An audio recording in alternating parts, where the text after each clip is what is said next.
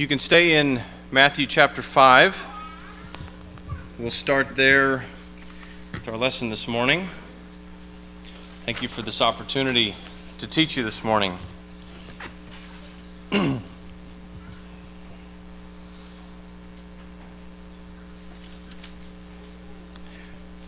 Chapter 5, verse 12. Rejoice and be glad, for your reward is great in heaven. For so they persecuted the prophets who were before you. And Jesus is speaking here, went up on a mountain to teach the people. And so the you is the Jewish people he's speaking to. But these lessons are for us as well. And that means our forefathers, if you will, the prophets. We could fit ourselves in there. For so they persecuted the prophets who were before us as well. We started a few weeks ago in the book of Matthew. Here in chapter 5 in the Sermon on the Mount, Matthew introduces this idea of the blessing of persecution. It's kind of an oxymoron. Blessing of persecution. And he starts off here with the Beatitudes, as they're commonly known. The word Beatitudes comes from a Latin word that we don't use much anymore. But they're stepping stones. It's not describing different types of people. It's painting the stepping stones that a new way of life in Christ would take someone. And where does it lead, this description of Beatitudes? It leads to persecution, and it leads to blessing. Matthew starts off with this genealogy, remember, and then he goes into a series of prophecies, the prophets who were persecuted, and he lays this foundation for believing that Jesus is the Son of David, that he is the Messiah. But the point of the blessing of persecution is to bring it out of this academic, historical, that's really very interesting that he fulfilled all of these things. And it really brings it down to the heart of the matter, that living like Christ leads to persecution and blessing. Let's go back to verse 3 in chapter 5.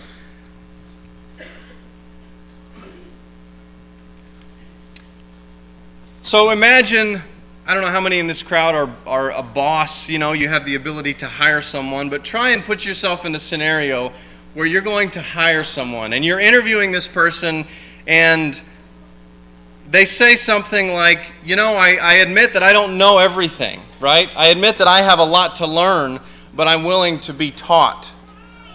That would be a good thing, right? You want someone coming in saying, hey, I've got it all figured out. In fact, I'm coming for your job. Okay, see the door, right? I like my job. No, you want someone who's teachable.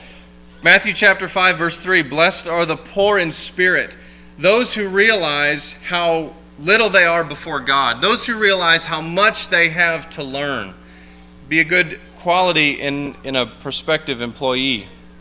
Verse 4, blessed are those who mourn. First they see how much they are indebted to God, and then they're sorry. They're so sorry for what they've done and the sins that they've committed that they want to make it right. Don't you want an employee that would want to make things right just as quickly as possible? Or do you want someone who sweeps things under the desk and keeps it quiet until it all blows up and everyone deals with that? Now this would be an ideal person to hire. Go down to verse 4. I already read verse 7. Blessed are the merciful. Do you want someone who holds grudges? Those are fun people to be around, right? Man, I love me a person who can hold a grudge.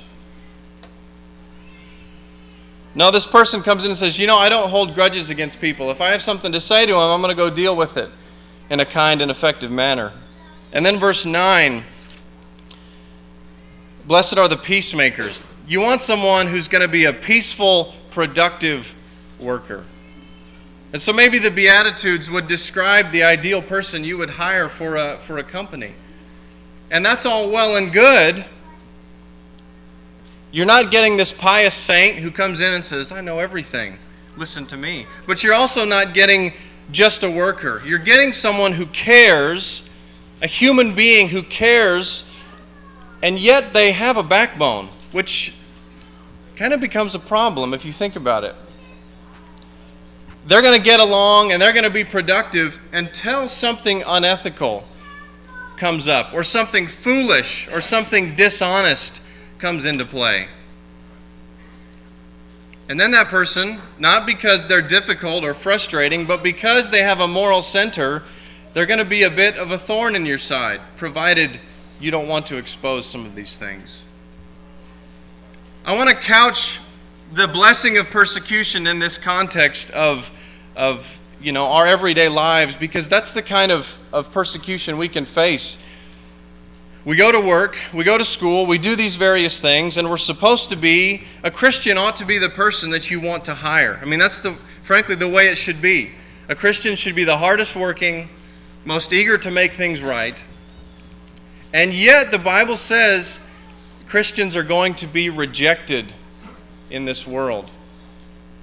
We're going to be persecuted, because we're not going to back down when the world asks us to compromise that for which we stand for. The Beatitudes are about being the right kind of person. It's not so much stuff that you go out and do, a checklist that you check, but it's about being the right person and developing the strength to endure the consequences of being the right person. Is it easy to be the right person? I mean, everybody wants to be the right kind of person, and the world says, I want to be the right kind of person, but go try being the right kind of person. Man, this is hard. Blessed are those who are persecuted for righteousness' sake. Here's what I'd like to try and cover today. We'll see if we can get through it. What kind of persecution did Jesus have in mind? And what kind of a life ought to lead to suffering and rejection and persecution? The school that I work at once in a while, you're not these kids' parents, so you can't parent them. But one thing they want you to do is they want you to take a problem. When a kid has a problem, they're fighting at recess or they're having trouble getting their homework done, they want you to take that problem and hand it back to the kid, right? So they feel the consequences of their actions. So they don't just learn that adults will just make all my problems go away and become lazy, unproductive adults. They want you to and they give you skills to hand the problem back to the kid. And here's what you say, and here's what you do, and here's how you think. But aside from all of that science and technique, if you're not prepared for a child's reaction to you giving them their problem back, and if you wilt under their reaction to that, then guess what? You don't have a skill. We can go through all kinds of training to better educate someone, but if we're not prepared for their initial reaction and rejection of that new skill. I come to a kid and he says, hey, I'm fighting with Johnny out on the playground. And I say, okay, well, you need to go deal with that. And he throws some kind of a fit. And I'm like, okay, I'll just make your life easy. Just come on, let's make this better. Then I don't really have any skills, do I? There's backbone standing up to the kid in a kind and productive and effective way. In this way, discipleship is a path, and you learn to be the right kind of person. And then the test comes, and you face some type of persecution, and that really determines whether you've embraced this new life or not. Because if you failed to stand up to persecution, then you really don't have a new life. However, there is great blessing in the flip side. Let's go back to the Beatitudes, and I want to walk slowly through these. Think of these as a journey. Blessed are the poor in spirit, those who believe that they are sinful. How important is that, to believe that you are sinful? Blessed are those who mourn. Blessed are those who are sad for their sins and mourn over the things that they have done wrong. Blessed are the meek. Meekness, you've probably heard this, it's maybe a bit of a cliche, but meekness is not weakness. There's no weakness in being humble. There's no weakness in being obedient. Blessed are the meek. And so you realize how sinful you are. You mourn the sins that you have, and you realize the only way out of this is to be humble and obedient to God. You develop within yourself a hunger and thirst for righteousness. We're going to eat here in an hour or two, and you're going to be satisfied. And then in maybe 4 hours, or 1 hour if you're me, you're going to get hungry again, right? You develop a thirst for righteousness in which you do the right thing, and you're only satisfied when you do the right thing. And then you get hungry to do the right thing again. Hunger and thirst for righteousness. And this develops a person who is merciful. Blessed are the merciful, those who are kind and forgiving, because they realize how much they've been forgiven. Blessed are the pure in heart. It's realizing that in God and following God's way and in Christ, that you do have a pure heart. It's not piousness or arrogance. It's realizing if I do the things the way God tells me to, then I don't have to feel guilty about my life. Boy, that's an amazing blessing, right? You go back to work on Monday and you can feel good about what you did that weekend. Boy, I'm glad I forgot what I did last weekend. No, you feel good about your life. And you feel good about what God is doing for you. And so verse 9, blessed are the peacemakers, those who seek to help others make peace with God. And then here it comes, blessed are those who are persecuted for righteousness' sake. I'm going to share the good things in my life, even with those who would hurt me. Rejection. Don't get me wrong. I don't wish... You got to be careful how you say this. Jesus says persecution is blessed, but it's not something that you wish on people, right? Man, I hope you guys go out and just get beat up this week, right? You don't wish it on somebody, but if it's not happening in your life, then maybe there's something wrong. Rejection, persecution makes this new life extremely difficult. Don't get me wrong. There's nothing easy about this. But because it is the work of Christ in us, there's nothing that can stop it. You see, there's a weakness to persecution. Persecution can't stop the work of Christ. It can make our life hard. It can make things miserable. But it has no power against the work of Christ.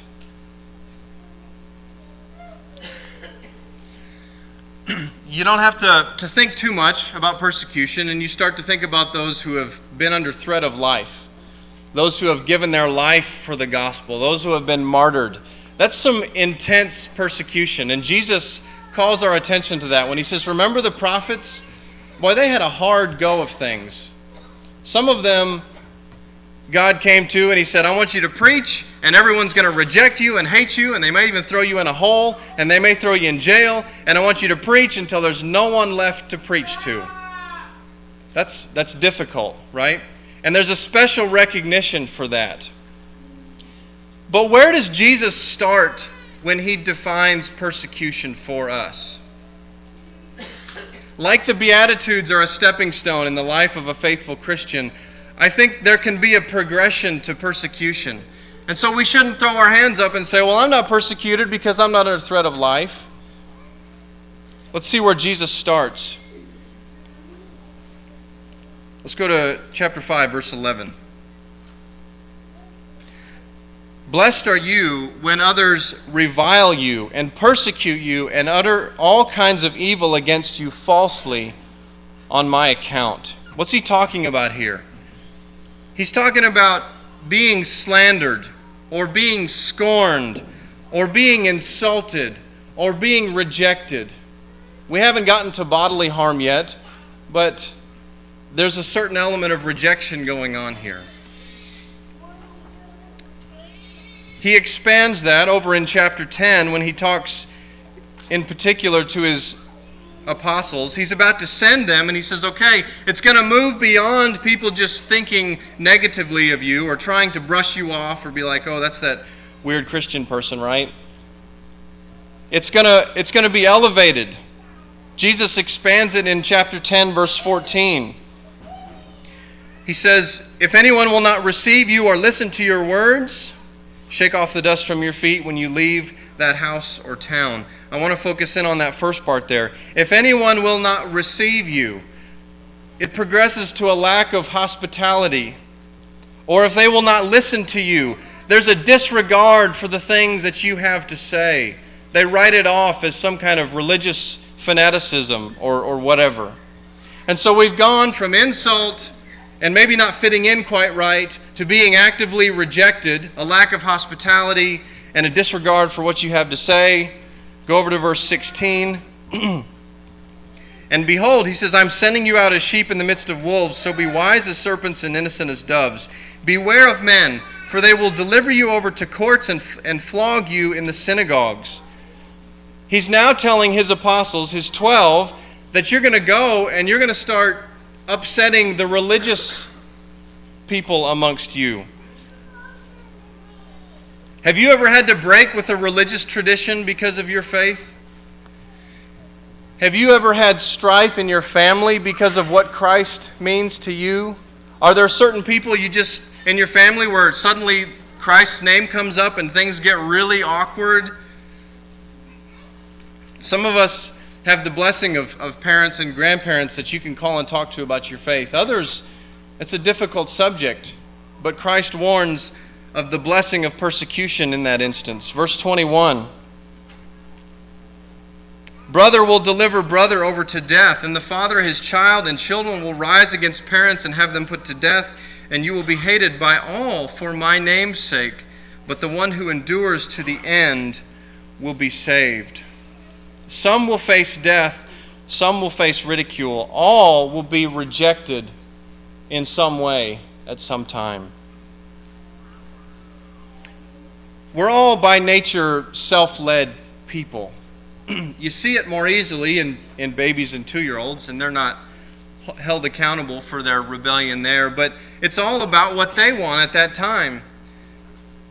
And I know I've made this analogy before, but you probably know some adults who act like 2-year-olds, right? That's not any fun. We're self-led. And once we start to make the attempt at living a God-led life, the God-led person is going to come in conflict with the self-led person. Not because they're looking for trouble, but because of the nature of their choices and their decision and their outlook upon life. It's to be expected. We go back to that idea of a backbone, and if you have skills but you can't stand up to the reaction, then you have no new skills. If you face the reaction that comes to a new God-led life, then we have new life indeed. And Christ says there is great blessing in standing up to that.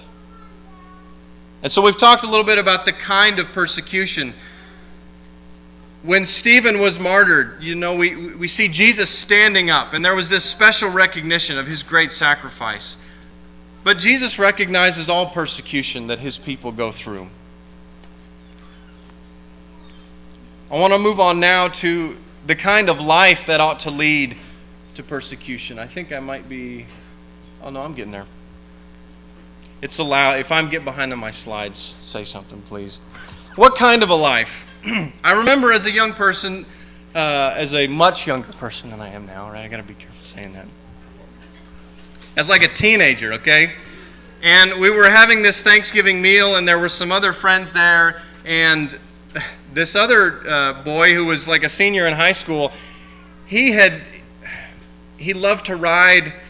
He loved to ride broncs, bucking bulls, and he loved to drive fast cars. And his parents got to this point, and I remember this phrase clearly. They said, if you're gonna be dumb, then you better be tough.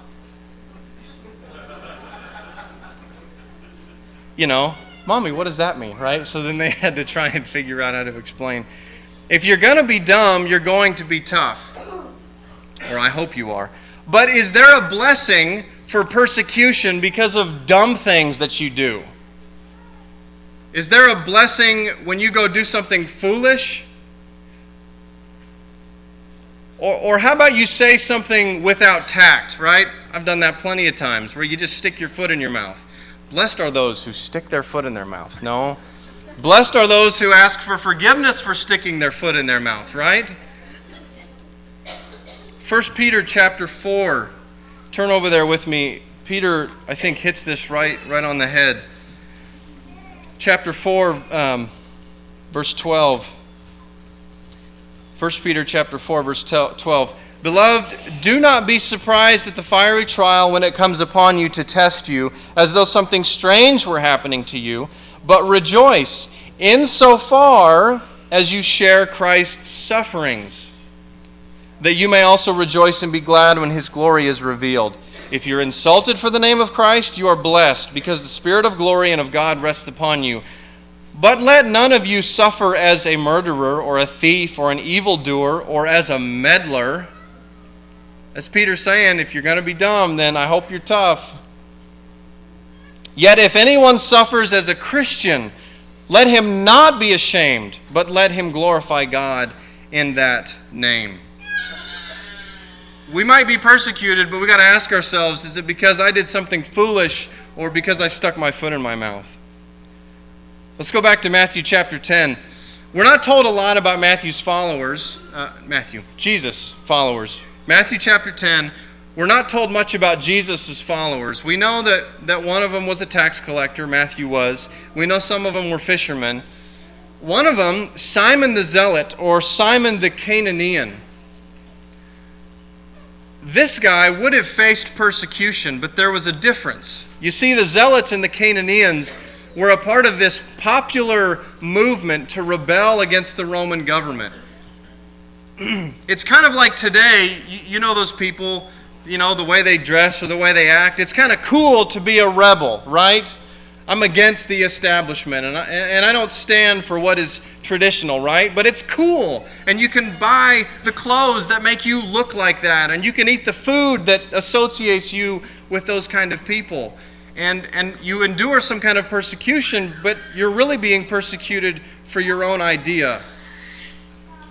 The Zealots or the Canaanians, they would attack the Romans, and they would commit violence against the Romans. And most certainly the Romans would try and put them down, and most certainly there were Zealots who were crucified and persecuted and killed. But you don't hear in history that Jesus blesses Simon for any of those, not just radical, because Jesus was radical in his own way, but sort of this defiance that wasn't associated with Jesus. 1 Thessalonians 4, let's let Paul speak to us again. This isn't foolishness. Simon would have signed up for this knowingly before he met Christ, obviously. 1 Thessalonians chapter 4, verse 11.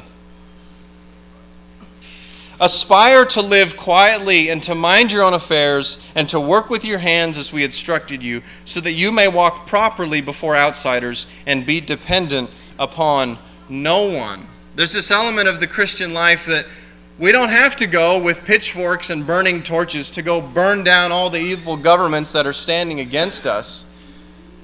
There's a difference between stumbling upon a hornet's nest and going and kicking one over and seeing what happens, right? 1 Timothy chapter 2.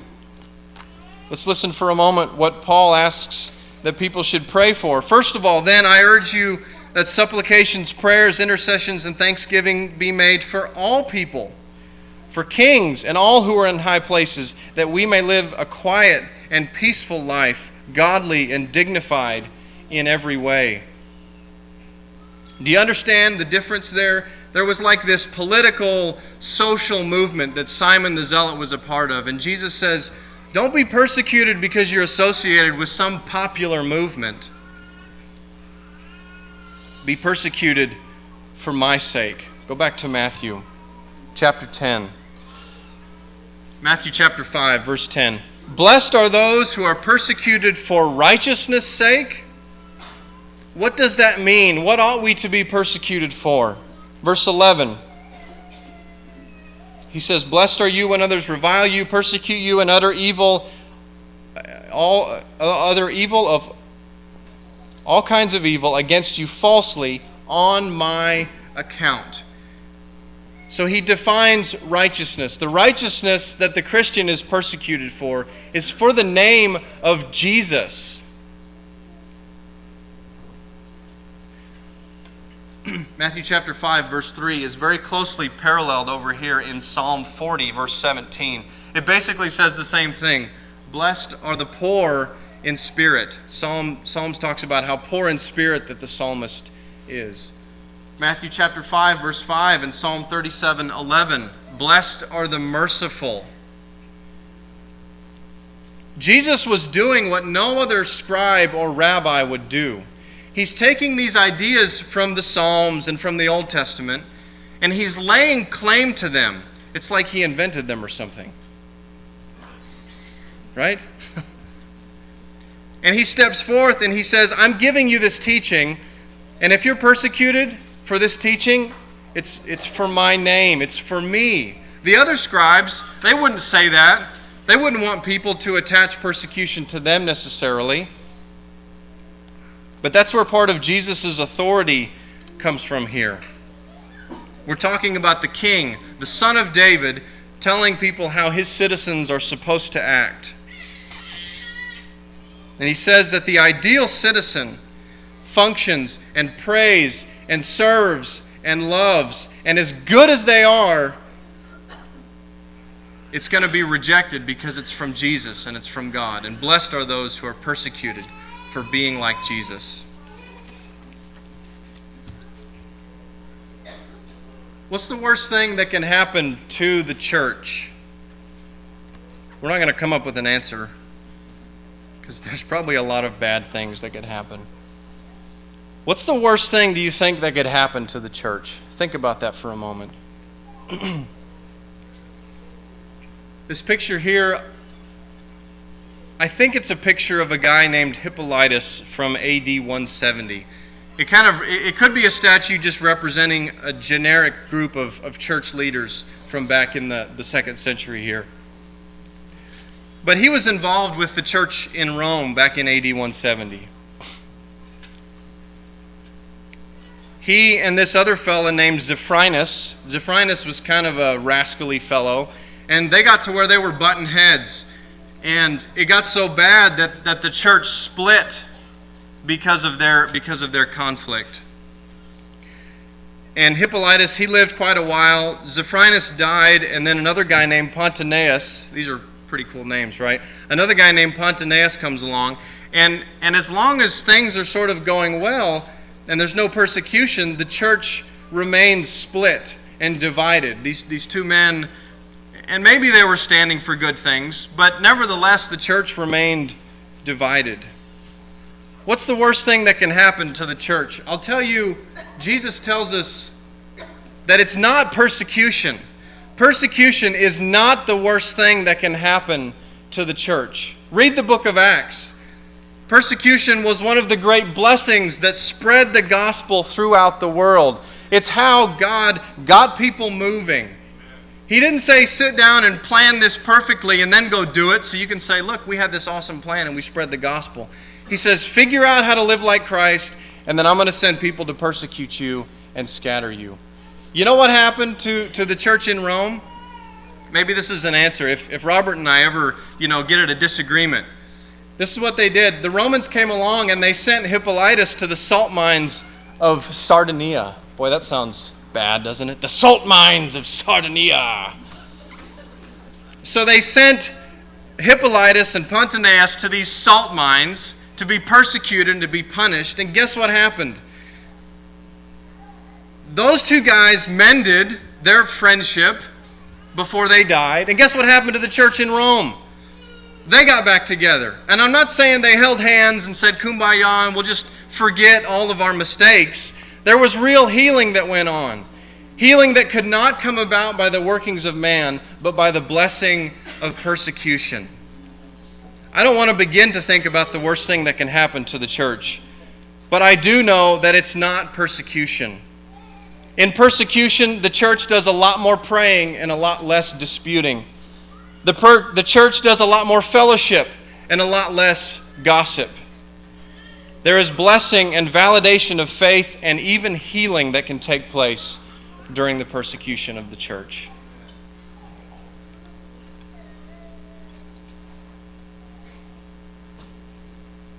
I'll get to that in just a moment. We've come where I want to give us some application here. And I just want to begin the conversation because I can't begin to judge what kind of circumstances or persecution you might face in your life. You know, the thing about when Jesus was sharing with the Jews, they weren't under persecution right then for following Jesus, but eventually they would be. And I don't know who among this audience, maybe you're not significantly or violently persecuted now, but who knows, but that couldn't begin someday. And so we prepare for that. And one way we prepare is by praying for Christ's body that is under threat of life right now. I remember going to a youth camp once, and they sort of told some stories about Christians abroad and some of the challenges and persecutions that they were facing. And they didn't say, go feel guilty because you don't have people chasing after you. They said, go pray for these people because these persecuted Christians want you to pray for them. And if that role is ever reversed, you can count on the fact that they would be praying for you. Pray for Christ's body. Learn about Christ's body across the world and how it is being persecuted, and pray for them. But let's consider persecution perhaps that we might face. You know, I found this statistic here, and you know, whatever you want to do with statistics, but it throws out this idea that over half of adults are interested in how faith and spirituality affects their personal life.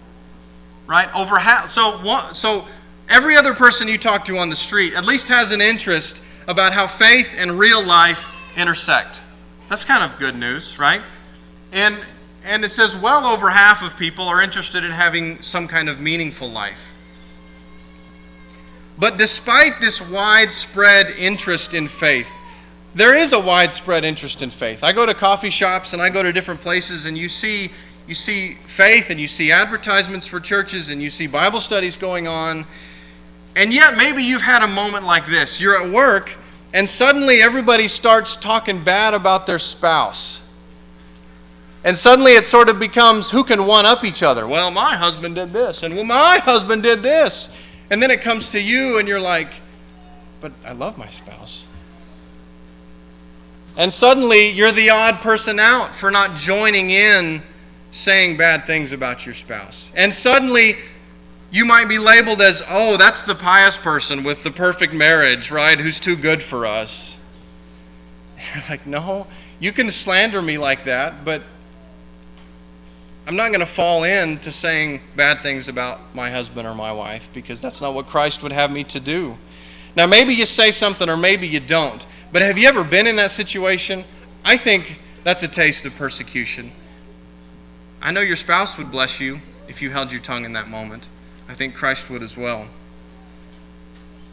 I sort of alluded to this before, but someone comes in on a Monday and they sort of start telling about how really, I don't know what else to say, debaucherous, that's an old-timey word, right? But just kind of how wild their weekend was. And if they were so confident in how right that was, then why is it that they always pause and they sort of wait for you to be like, oh, it's okay. Don't worry about it. You're really not that bad of a person. Again, I'm not saying you back them in a corner and run them down. Maybe that's not what they need. But when you don't approve of people's sinful lifestyle, I think you face persecution in that instance as well. You can't put your rubber stamper on sin. You can show them the way out. Maybe Christ has caused a painful separation in your family, and yet you continue to love your family. You continue to be the right kind of person because you don't know how God is going to work things out in them. Blessed are you when you are reviled for the name of Jesus, when you're persecuted for righteousness. Okay? Insofar as you are rejected on account of Christ, I want to share with you, and these are the blessings of the Beatitudes, but I want to close with things that persecution cannot stop. Persecution cannot do these things. It cannot kick you out of God's kingdom. Persecution cannot rob you of God's comfort. It cannot steal your inheritance laid up in heaven. Persecution can never take the satisfaction of doing the right thing. Persecution never negates God's forgiveness. Persecution never stops you from seeing God. It never prevents you from living as God's child. And persecution will never force you out of the family of God. Persecution is hard, but Jesus says, "Blessed are you when you are persecuted for my name." Thank you for your time and your attention this morning. If there's a need that the church can help you with, if you'd like to begin this walk of life as the Beatitudes describe, then we'd like to help you take that first step. If you need to come back into the family and remember the things you've done wrong and mourn for those sins and ask for reconciliation, then we'd be happy to help you with that as well. Come forward and let's stand and sing together.